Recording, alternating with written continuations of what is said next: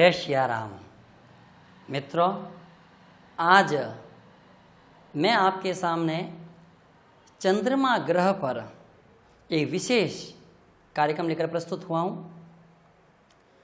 आप सभी अपनी राशि को तो पहचानते ही होंगे।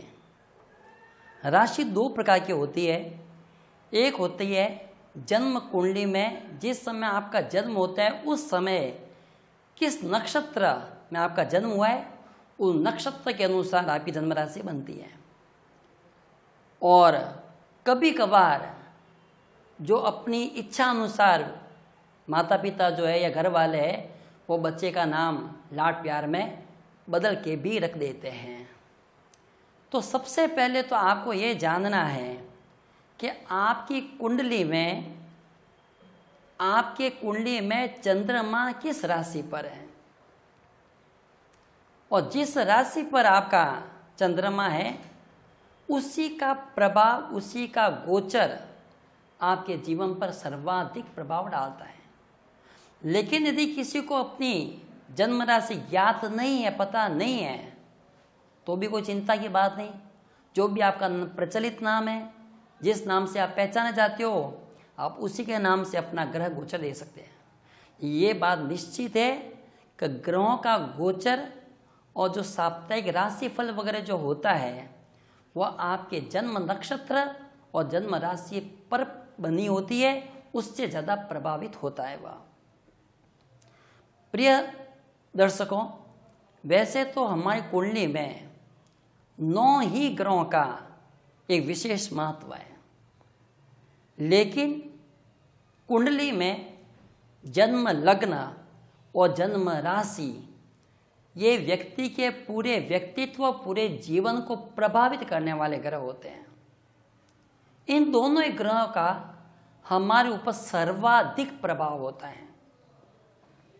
लग्न के बारे में हर एक व्यक्ति नहीं जानता है कि उनका जन्म लग्न क्या है, लेकिन राशि के बारे में अधिकांश लोग जानते हैं। उनको पता है कि उनका नाम क्या, उस नाम के आधार पर राशि ज्ञात हो जाती है।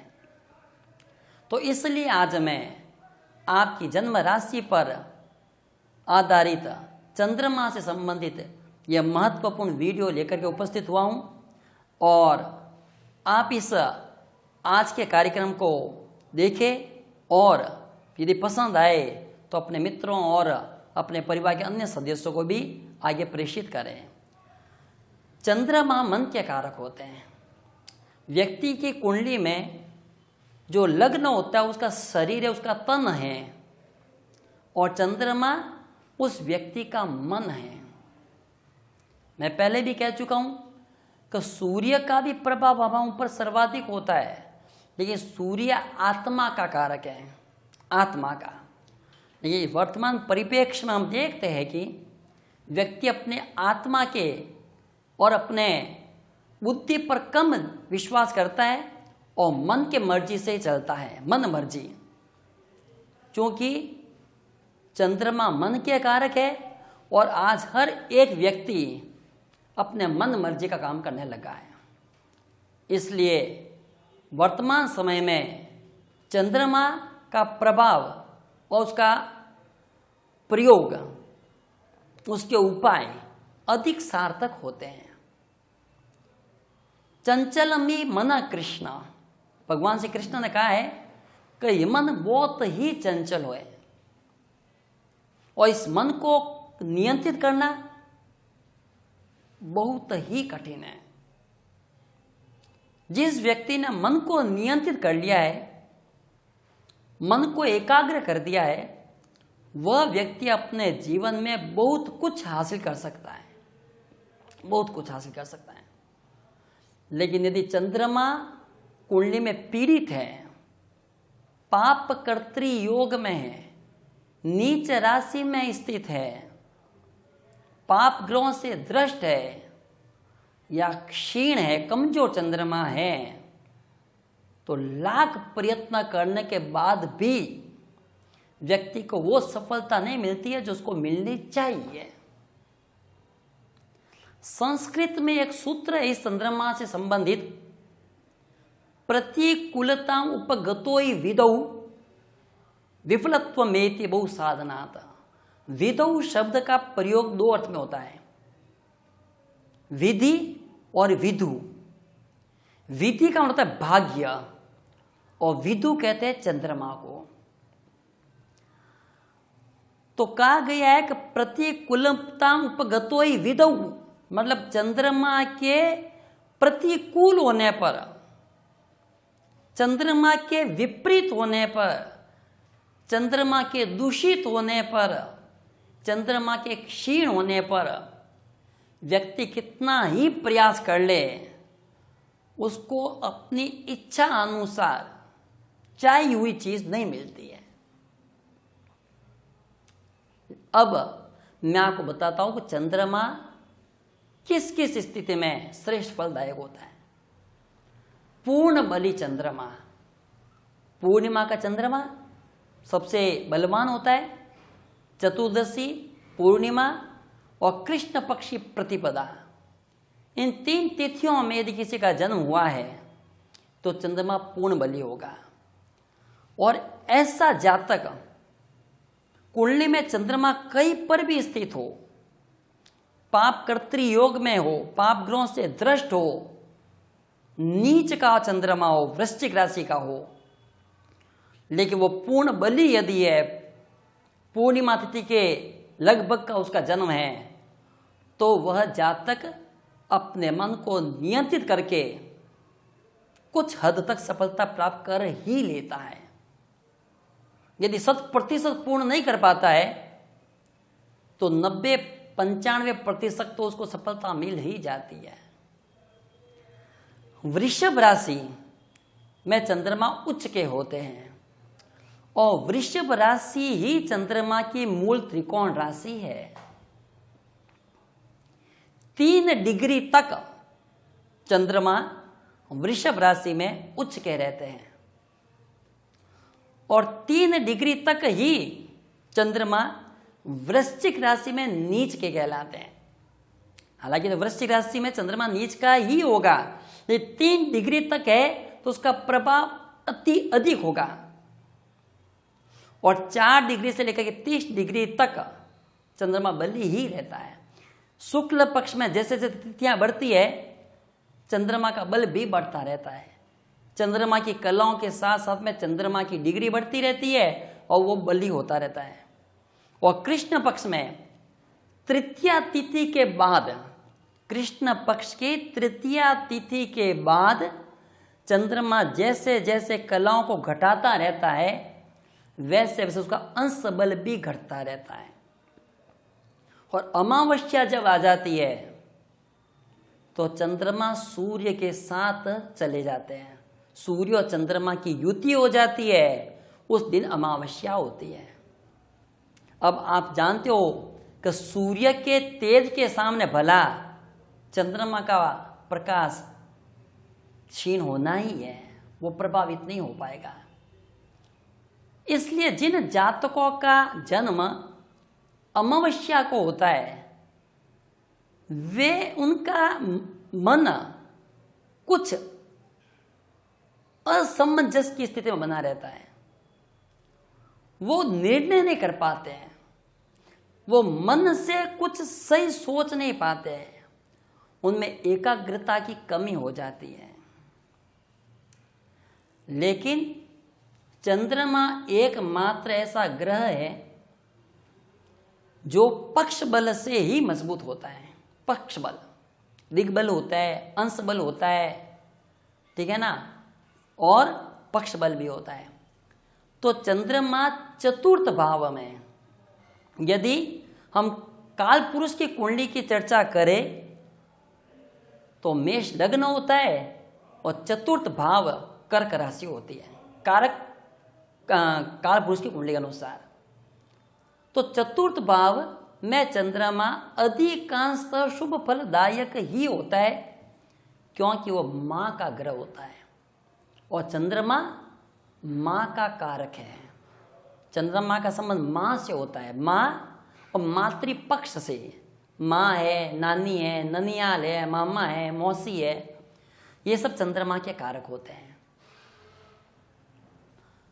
और कर्क राशि में चंद्रमा स्वग्रही हो जाता है, स्वग्रही है वह अपनी खुद की राशि में होता है, तो जिस जातक की कुंडली में चंद्रमा कर्क राशि का यदि है तो अनेक कलाओं का ज्ञाता भी हो जाता है।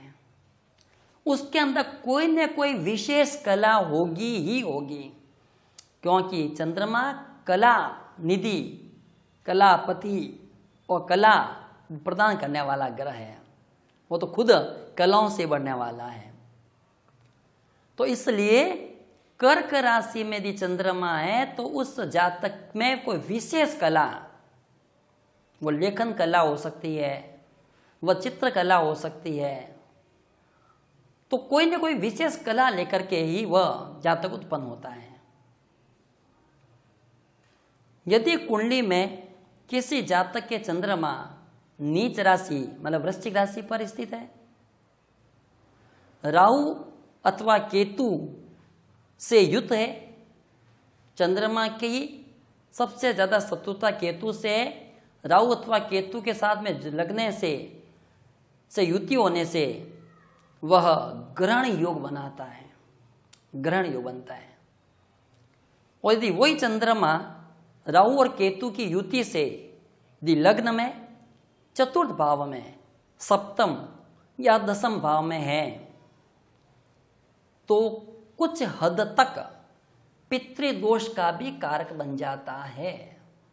वैसे तो पितृदोष बृहस्पति से भी बनता है। देवगुरु बृहस्पति भी यदि नीच राशि में स्थित है, पाप ग्रहों से युक्त या दृष्ट है, राहु अथवा केतु की संगति में है, तो वो भी जो है पितृदोष उत्पन्न करेगा।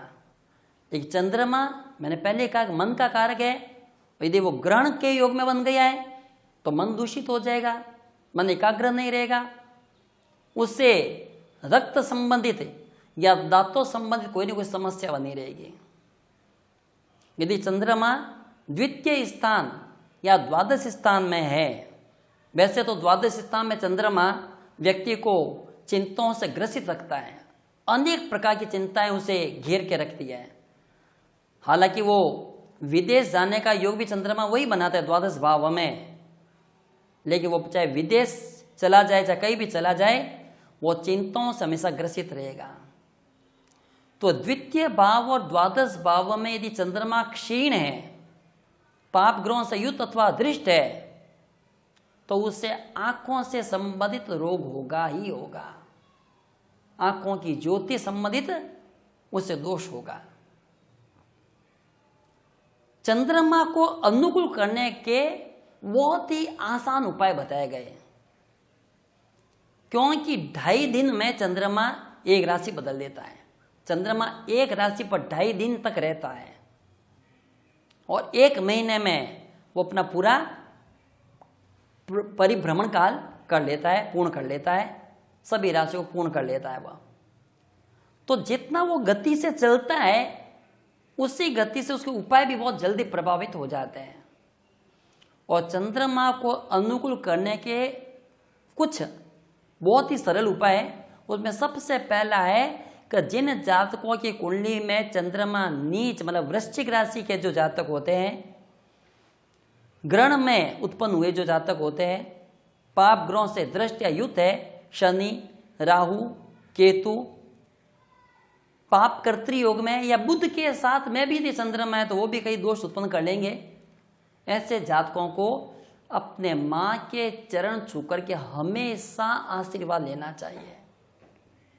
उससे अपने माँ का तो आशीर्वाद लेना ही चाहिए। उसके अलावा घर में जो भी औरतें हैं, स्त्रियां हैं, चाहे वो दादी है, नानी है, मौसी है, बुआ है, स्त्रियों का सम्मान, स्त्रियों का आशीर्वाद उन्हें जरूर लेना चाहिए। जिन जातकों की कुंडली में चंद्रमा प्रतिकूल होते हैं उन्हें पानी की बर्बादी बिल्कुल भी नहीं करनी चाहिए। उन्हें जल संरक्षण करना चाहिए, क्योंकि चंद्रमा जल तत्व है, जल तत्व है चंद्रमा। और चंद्रमा के जो देवता है वो है वरुण देवता, और वरुण देवता के स्थान जल होता है। उन्हें पानी अधिक पीना भी चाहिए और पानी अधिक पिलाना भी चाहिए। अब वो पानी चाहे घर के सदस्यों को पिलाए, जब भी वो पानी पिए इतना पूछ ले कि घर के सदस्यों को क्या आपको पानी पीना है क्या, उनको पानी जो है जरूर सर्व करे, उनके सामने प्रस्तुत करें। और नहीं तो पेड़ पौधों को पानी देना, पशु पक्षियों के लिए पानी रखना। पानी का दान और पानी का पान दोनों ही चंद्रमा को अनुकूल करने का बहुत ही सरल और सटीक उपाय है। और पानी बर्बाद बिल्कुल नहीं करना। यदि कहीं दिख जाए कि नल में से पानी गिर रहा है, व्यर्थ बह रहा है, तो तुरंत उसको रोक दीजिए आप, चंद्रमा तुरंत आपके अनुकूल हो जाएंगे। चांदी का कोई छल्ला या चांदी की अंगूठी में मोती दान करना चाहिए, कनिष्ठा अंगुली में, सबसे छोटी वाली अंगुली में, सोमवार को सूर्यास्त के बाद में। आप किसी भी देवता या किसी भी ग्रह के यदि रत्नों को दान कर रहे हैं तो ये ध्यान रखिए कि वह रत्न उसी देवता के वार, उसी देवता के होरा में दान कर रहे हैं तो वो अति उत्तम फलदायक होंगे। तो चंद्रमा को सोम भी कहते हैं, इसलिए सोमवार को चंद्रमा सूर्यास्त के बाद में जब चंद्रोदय हो जाता है उस समय, और यदि उस समय चंद्रमा की हो रहा हो तो अति उत्तम परिणाम देने वाला होता है। तो चांदी का छल्ला या चांदी की अंगूठी, चांदी का नेकलेस या कोई गले में चांदी की चैन जरूर धारण करनी चाहिए चंद्रमा की अनुकूलता के लिए। रत्नों के बारे में मैं एक विशेष बात बता देता हूँ कि जो भी रत्न धारण करो आप अपने मन से कोई भी रत्न धारण मत करना। वैसे मोती जो होता है वह 5 रत्ती का कम से कम होना चाहिए धारण करने में। फिर भी रत्न धारण करने से पूर्व विशुद्ध ज्योतिषियों से सलाह लेकर के उनके कथनानुसार ही धारण करना चाहिए। कोई भी रत्न अपनी इच्छा से, अपनी मर्जी से धारण नहीं करना चाहिए। चंद्रमा की अनुकूलता के लिए रात को देर तक जागना नहीं चाहिए। चंद्रमा की अनुकूलता के लिए रात्रि में जल्दी सो जाइए, सुबह जल्दी उठिए, इससे भी चंद्रमा अनुकूल होते हैं। देर तक जागने से चंद्रमा अच्छा फल नहीं देते हैं, वो मन को दूषित करते हैं। और भगवान शिव की पूजा, आराधना, स्तुति, भगवान शिव को चंद्रशेखर भी कहते हैं। और चंद्रमा की अनुकूलता के लिए चंद्रशेखराष्टकम एक स्तुति है भगवान शिव जी की, जो चंद्रमा पर आधारित ही है। चंद्रशेखर नाम भगवान शिव का ही है। उन्हें इस स्तुति के द्वारा प्रसन्न करना चाहिए। भगवान शिव के ध्यान, आराधना, पूजा अर्चना, शिवलिंग पर जल चढ़ाना और दही, दूध, शंख, चावल, सफेद वस्त्र, चांदी, इन पदार्थों का दान भी चंद्रमा की अनुकूलता के लिए बहुत ही प्रभावित सिद्ध होते हैं। यदि चंद्र ग्रहण हो तो चंद्र ग्रहण के बाद में जो हम दान पुण्य करते हैं, अच्छा ये उपाय सबके लिए है, चाहे आपकी कुंडली में चंद्रमा अच्छा है चाहे बुरा है। यदि चंद्रमा अच्छा है तो और चंद्रमा अच्छा हो जाएगा, मतलब आपका मन और स्वस्थ और स्वच्छ और एकाग्र हो जाएगा। और यदि बुरा है, चंद्रमा बुरा प्रभाव दे रहा है, तो वो अनुकूल हो जाएगा। तो ये जो मैं उपाय बताने जा रहा हूं वो सभी के लिए, सभी जातकों के लिए। तो चंद्र ग्रहण के बाद में जो दान पुण्य का विधान होता है उसमें बांस की टोकरी लेकर के, बांस की जो टोकरी होती है वो लेकर के उसमें कुछ चावल, दूध, दही और एक सिक्का वगैरह डाल करके दान करना चाहिए। जय श्री राम।